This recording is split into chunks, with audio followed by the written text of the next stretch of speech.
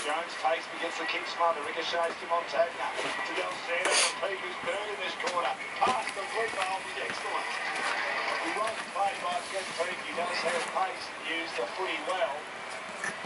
There's been the criticism of his play over the years, but that was exquisite. 11 possessions in the opening term. 8 kicks, 3 hand passes. It's nearly been a quarter of his life, I would have thought. Left half forward. 40 out. Needs to kick this rebound. Kicks that like a bag of wheat. I don't know if I saw that.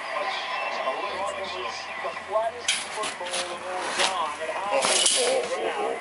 Cannon into the behind. Then the little Myna bird goes. Here's the throw-in chance for the Saints. In there to his little brothers on the other end of the mirror. Sits up there, waiting for his judgment. He wants to take it quickly, but they won't let go of his jumper. Which is, Push and shove going on. you're vermin and you must be exterminated. Can get the fill, kick a couple early. Is he overhyped? Oh, I think that